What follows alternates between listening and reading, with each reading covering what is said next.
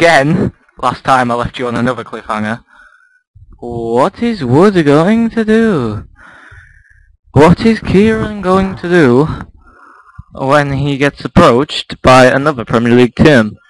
It is obvious that Premier League people want me. It's so obvious. I don't want to leave. Let me explain. I signed, of course you start on a year contract. And I signed a new contract with Barnsley, right? Taking me to 2017, I think it is. But I'll show you. Right now, I'll show you the contract info. Right, I'm here until 2017. Alright? Clubs must know this. Clubs must know I signed a new contract and I've committed my future to Barnsley. Clubs must know this. So why? I know I've signed 22 players for a fee of £0. I know I've taken relegation battle Barnsley to mid-table in a season. I know I've done all that.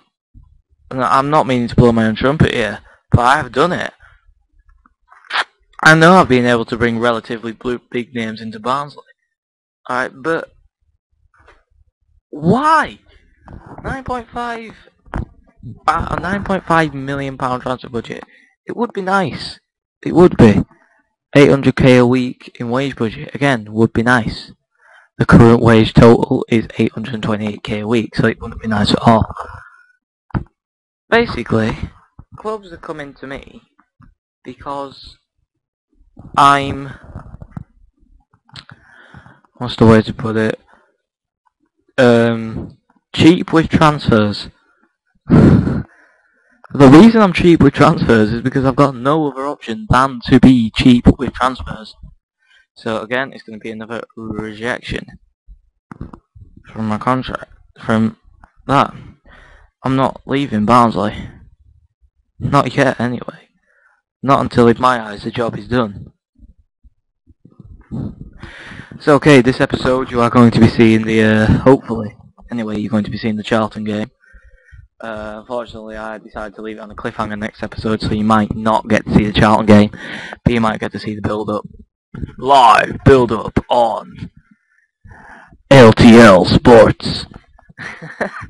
Yeah, I might put that as an intro, actually. Live on LTL Sports. Charlton versus Barnsley. You like my voice? It's all croaky. Anyway, so, it's nice. It's going well. I mean, you haven't really seen much of it, to be honest, have you? But, I mean, hopefully you'll get to see your first game soon. I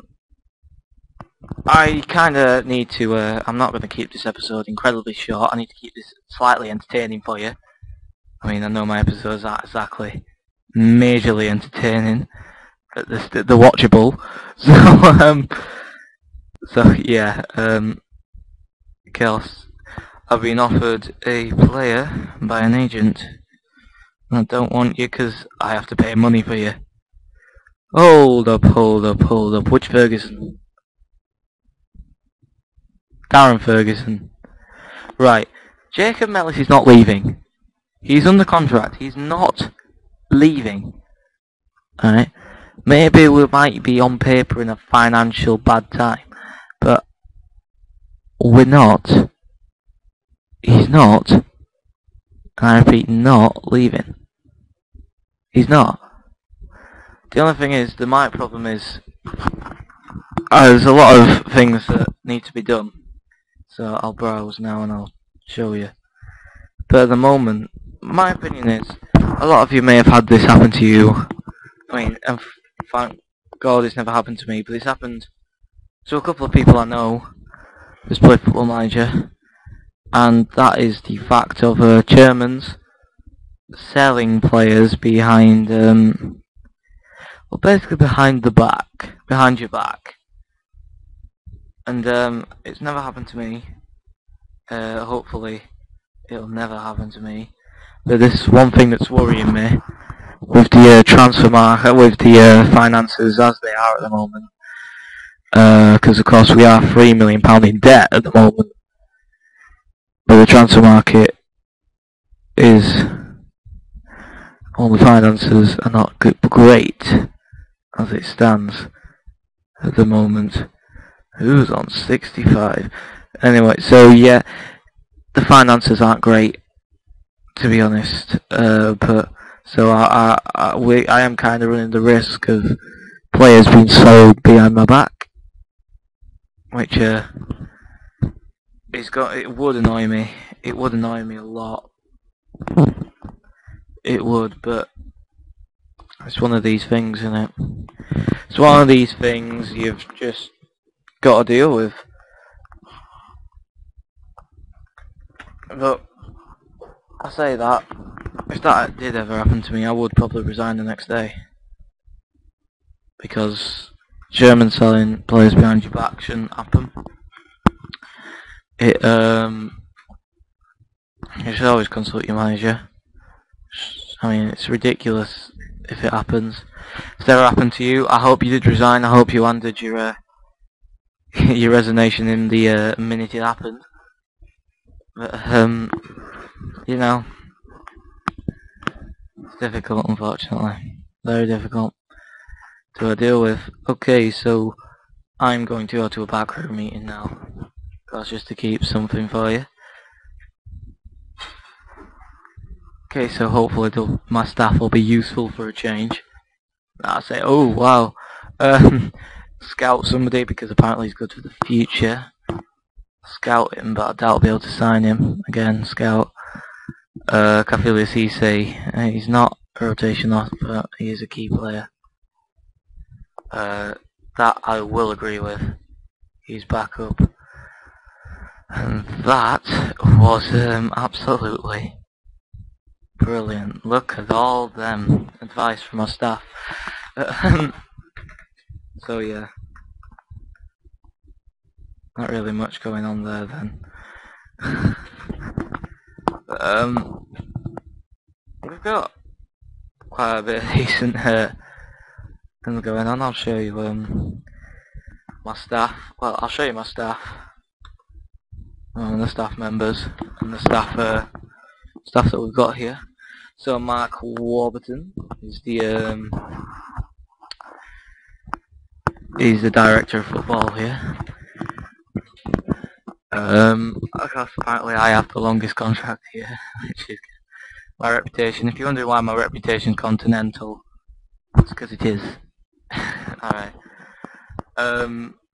Okay, so my assistant manager is David Flitcroft. You may know him. If you don't, where have you been? He's like, what? It's like made Barnsley win 6 on the bounce. Don't get me wrong, we lost today, but he made us win 6 on the bounce. I mean, come on, where have you been? You're hiding under a rock. My under 18s assistant manager is Mark. Oh no, unfortunately, Derek Ward is the under 18s manager. If you're wondering why I don't have a reserves manager, it's because David Flitcroft can do that, and what's the point in having a reserve team management? Don't get me wrong, the reserves may be better off for it, but the club won't be financially. As I saw these corners you can cut if you're in a low financial club like mine. Then of course we've got Bobby Hassel, who I've offered a player/coach contract, so he's now a coach and a player. The head of youth development is Ronnie Branson. He's been at Barnsley. He's been at Barnsley quite a while, Ronnie Branson. Simon Bitcon is another coach. Ian Wilcott, the goalkeeper coach. Then you get Mark Burton and Paul Rideout, who are the under 18 coach. Fitness coach of John Lucas and Guy Proctor. Craig Forrest, under 18 goalkeeper coach. Head video, Chris Sedgwick. And the other video, Luke Anthony. Under 18 video, Ian Farmy. And other than that, there's not really much been going on in the club, and there's not really much else to show you. What's the information on the club? I'm going to show you the information on the club. Of course, our nickname isn't the Reds, it's the Tykes, but everyone calls us the Reds for some strange reason. We are the Reds, but we are. Oh, there's actual nicknames to take. Apparently, we've only got one legend. That's Neil Redfern. But that shouldn't be right. There should be Ronnie Glavin in there as well. For personnel, Danny Wilson and Khalifa Cisse. I'm proud of that actually, because I signed Khalifa Cisse, so you know that's good. PS rivals, you should know them really. It's just the Yorkshire, your average ones. Sheffield United, Sheffield Wednesday and Leeds. The other rivals are Huddersfield, Doncaster and Rotherham. Finances are insecure, yeah. Unfortunately, that's out of my control. And, so the media predicted we'll be in 17th this season. So far they're getting that wrong. The facilities are adequate, apparently. We got good training facilities. They're actually bang next to the ground. So literally got the ground and then the ground, and then there's a training ground. What I don't get why the stadium condition is apparently poor. In my opinion, it's not. Why would it be poor? It's a good little ground, Oakwell. And yep.